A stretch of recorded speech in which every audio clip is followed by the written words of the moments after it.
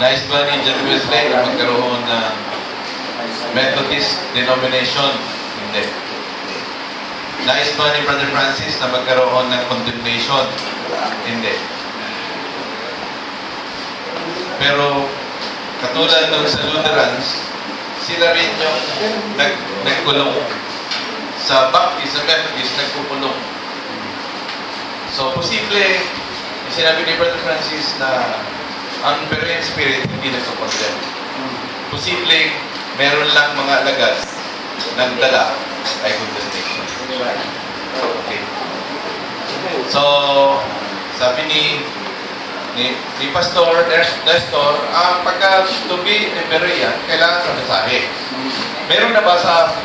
May nabasa po ako, patungkol kay Brother Branham, ang quotation niya is the Roman candle, the initial outburst of the Roman candle. Sa isang firework ay kung titignan mo parang iisa. Pero hindi mo makita yung kabuuan kasi lahat nandito sa loob. Kailangan mag-burst siya para makita mo yung laman. Lahat na-express.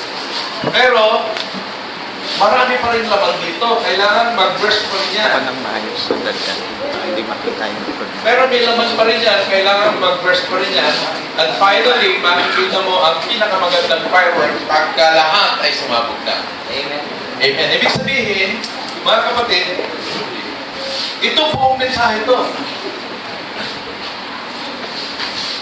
Pag pinagsama mo ito, buong mensahe. Pag pinagsama mo lahat ito, buong mensahe. Bahagi lang. So, ang laman ho nito ay ang final verse. Amen. Kasi pinakita niya lahat yung laman niya. Makita mo yung green, whites, yung 7 colors.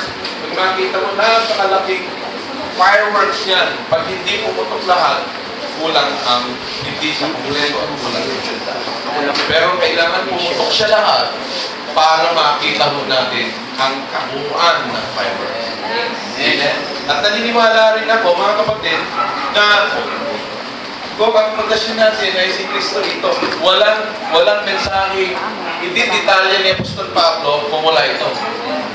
Wala rin hindi detalye ang fivefold ministry kung wala si Apostol Pablo. Okay? So, walang mensahe na detalye ang fivefold ministry kung wala yung mensahe. So, nagdidetalye tayo ng mas malalim, pero nasa loob ng mensahe. Okay? Akin lang yan.